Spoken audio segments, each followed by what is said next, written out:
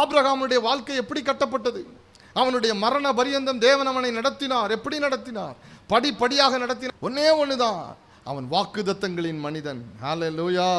ஆமென். அவன் எப்பொழுதெல்லாம் நெருக்கடியில் இருக்கிறேனா அவனுடைய வாழ்க்கையை நீங்கள் அவனுடைய டிராவல் பிரயாணத்தை கூர்ந்து கவனிப்பீர்களானால், எங்கெல்லாம் இந்த மனிதன் கடந்து செல்லுகிறானோ அவன் தேவனை பின்தொடர்ந்து கடந்து சென்றான். எங்கெல்லாம் தேவன் அவனை சந்தித்தாரோ அங்கெல்லாம் அவனுக்கு கர்த்தருக்கு ஒரு பலிபீடத்தை கட்டினான். ஆமென். எங்கெல்லாம் அவன் பலிபீடங்களை கட்டினானோ, பலிபீடங்களை கட்டுவதற்கு ஏதுவான சூழல் அமைந்ததோ அங்கெல்லாம் கர்த்தர் அவனுக்கு வாக்குத்தத்தங்களினால் அவனை அலங்கரித்தார். ஆமென். The man of promises, வாக்குத்தத்தங்களின் மனிதன். உங்களை பார்த்து தனிப்பட்ட விதமாய் நான் உங்களுக்கு சொல்லுகிறேன், நீங்கள் வாக்குத்தத்தங்களின் மனிதன், நீங்கள் வாக்குத்தத்தங்களின் மனுஷி.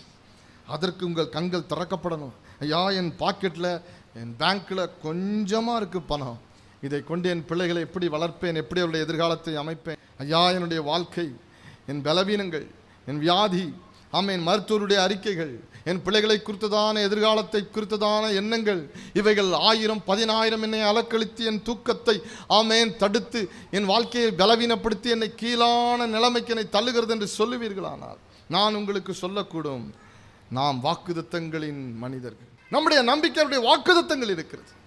நம்முடைய குட் ஸ்டார்ட், நம்முடைய நல்ல துவக்கங்கள் அவருடைய வாக்குத்தத்தங்களில் இருக்கிறது.